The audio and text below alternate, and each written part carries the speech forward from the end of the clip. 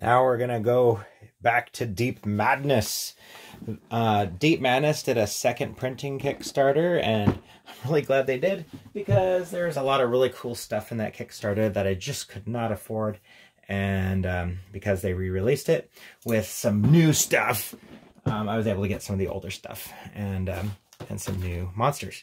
So yeah, this is going to be awesome. I'm excited. Deep Madness, I have the first set, and I actually was able to finish painting everything, which was no easy task, I'll tell you that. It was really hard painting all the models. Some of the monsters went fairly quickly, but yeah, it was insane. So we start out here with some of the new characters. Here's Ward Phillips. Now let's see if we can get this to focus in. This is basically H.P. Lovecraft. He's got a book with tentacles coming out of it. But they call him Ward Phillips. And he has his own cards. See? Tell me that's not H.P. Lovecraft. All the lies! So, there's Ward Phillips. And let's see, this guy is Lucas Kane. So, careful when you cut these ones open because they do have cards in here that you'll need if you want to play the game with them. So don't just chop them up. Okay, so Lucas Kane. Alright, so there's his character card. Here's the character.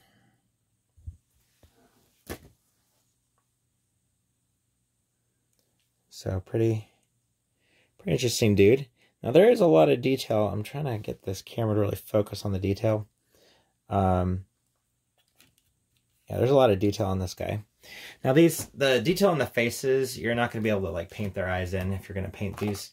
The eyes are way too small to paint. So you're just going to have to do like a wash if you paint your miniatures. And just kind of just generally get the details of the face in there.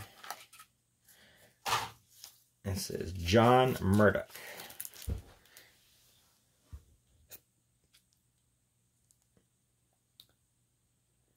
Typical, like, adventurer kind of look. Looks like your Han Solo type. Shooting away there. Alright, so those are some of the 3 special Kickstarter exclusive characters. And now we're going to get into some of the boss monsters. Now this is the Drifter King, which is basically a version of the Drifters from the first game. It's got some cards here, but this model, they really upped their game. Here's your typical human. Boom! Look at the size of that freaking model. Finally, they're doing some sizable stuff. Now, if you haven't backed their Dawn of Madness, I think that Kickstarter is ending in the next day or two. But Dawn of Madness is taking this to a whole new level. When we get to the new content, I'll show you what they mean. So, like, if you want really badass giant models, the Kickstarter of Dawn of Madness is going to be even crazier than this. And they started exploring some of those concepts with the new expansion. Okay, so this is the Penitent and Forsaken epic monster. These were available in the first printing, but I didn't get them because I really couldn't see what they were. But once I got them, you could see like all this new detail. You really can't see in pictures, and you can't even see it on my camera very well. But this is like a female body coming out of this weird tentacle, like pumpkin shaped thing. And then this one, which I couldn't see at all, has another female body coming out here. You can kind of see it there. So pretty interesting, like, design for that monster. The Omega Ravenous. The Ravenous was one of my favorite little minion creatures. The Omega Ravenous takes it to the next level. So the Omega Ravenous, again, it's basically a boss monster version of the Ravenous creature. And there's a there's a humanish body here that's way out of scale. I'm wondering if they meant for it to be like that. I don't know if they did. It could just be way out of scale. That's interesting. Got these giant bodies on the ground there. But that Ravenous, he's pretty ravenous. So, I guess, you know, not accurate scale on that, but still pretty cool. This one's a little bit more to scale to the ones in the game. I'm surprised they built the Ravenous that big. Interesting. But it's still pretty cool. All right, so that'll unboxed. Now let's move to some more boxes over here. All right, The Rise of Dagon. Finally, they actually reference an H.P. Lovecraft-ish creature.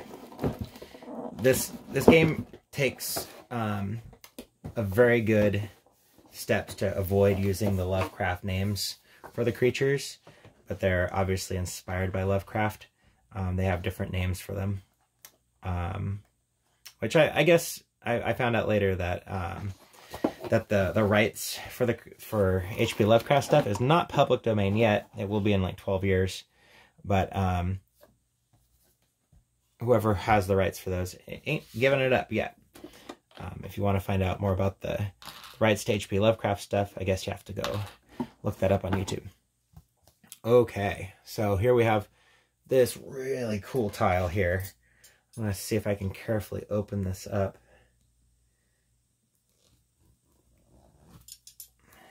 Come on. I'm going to try to open this up and then show you these tiles. All right, here we go. So we got our tiles here. I'm sure these red lines mean something. So you have your regular side and your devoured side.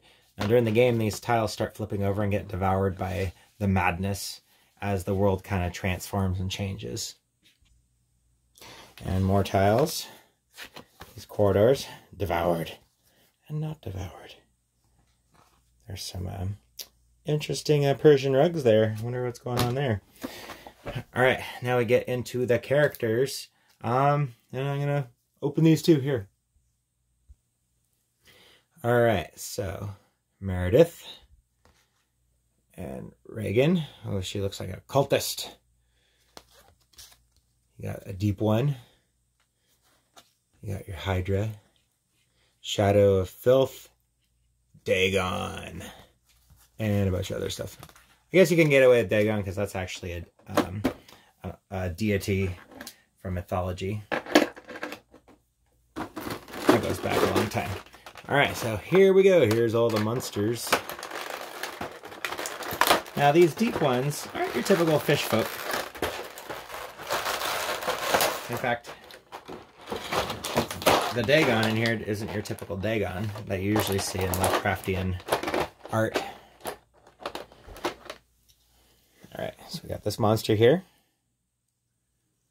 Got these weird little eel things popping out there.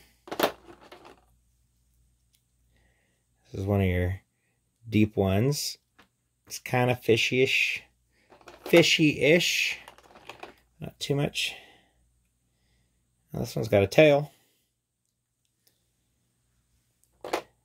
Now, if you're painting creatures that are super undefined like this, that are just like a mess of skin and muck, yeah, the painting actually is not going to be too hard. Just a lot of dry brushing and washing. There's Dagon, which they did this weird tentacly thing with a big mouth.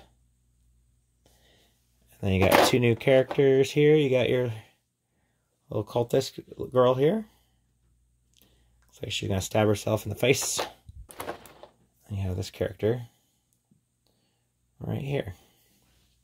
Now, they did a lot of detail on the costumes.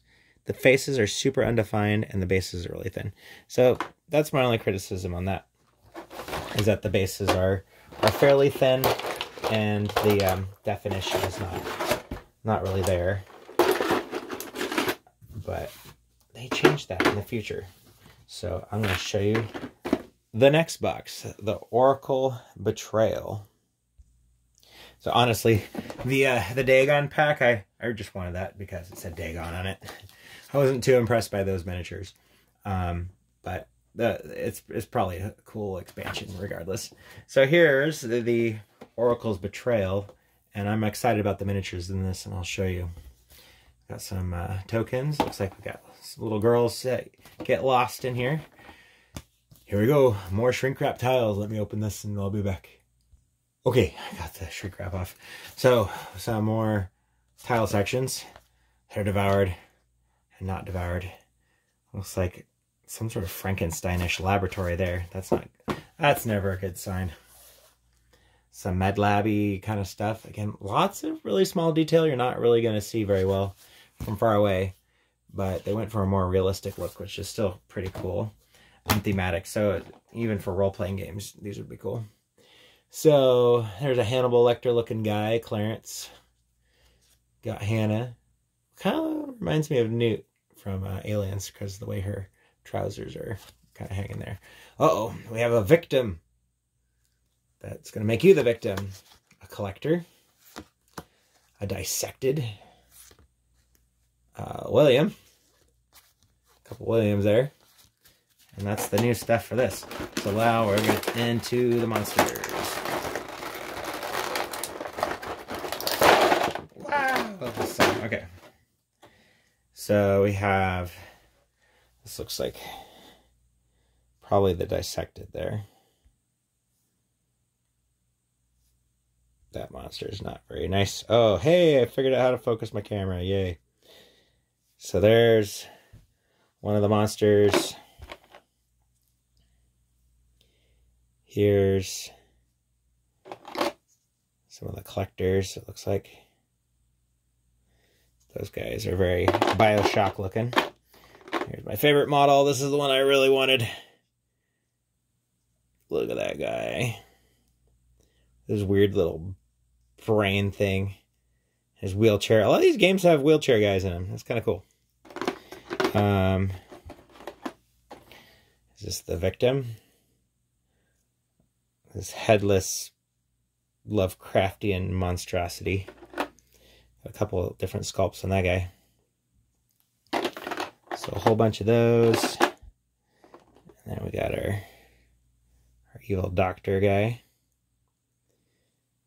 There we go. And we have our little girl. Hey, what could she be doing? She's pointing at something. No, she's using telekinesis. Wonder what that's inspired from. All right, now that I know how to focus my camera better, I'm going to go to the next box. Faces of the Sphere expansion for Deep Madness. So this is going to add an element to the game to where your player characters go insane and slowly become more and more mad as the game goes by. So here's your little pamphlet here. It's telling you some of the new rules. I'm not going to open this. I'm just going to show it to you real quick. And then we're going to get into these models and how badass they are. So these are all based off of some of the player characters from the original game. Not all of them, but it has these really creepy monster cards. Again, I have no idea how this stuff plays into the game, but it's not going to be good for you. I guarantee you. Another deck of cards. I'm not going to open that. Just going to tease you with that. Got a new pack of dice. There you go. All right, now let's get to it. So each one of these creatures is based off of one of the characters. Now, this one, some of these look, actually most of these look like they're in scale. I'll mention it if I think there's one that's not in scale. But look at the level of detail on that. Obviously, there's some holes there. If you're a perfectionist, you're going to want to fill some of these holes with Zap-A-Gap. The bases are a little bit thicker, which is an improvement from the original box set. So I'm loving that. Here's a tall, slender man looking guy with a bunch of dead babies. What's up with those dead babies? we have this guy whose head was turned into a book, and Cthulhu is reading his thoughts. Oh, wait, no, his head's over there. So it looks like his head was slightly removed to the side so that Cthulhu could read a book where his head used to be. Or maybe that's just a very literate octopus. I don't know. Now this guy is out of scale. This body is not to scale with a 28mm. But still, look at that. Based off that creepy artwork we saw earlier, not bad. Now this thing looks like he belongs in Resident Evil. He's dragging the corpse of the character that he's representing. But now it's this big hulking cage head monster dragging your guts. And then we have this one. This is the guy, he had a briefcase earlier, and now he's some weird monster crab thing with a briefcase full of tentacles from another dimension.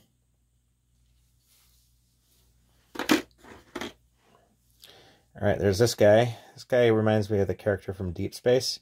He's like this engineer guy, but now he has this weird little demon looking all over his shoulder.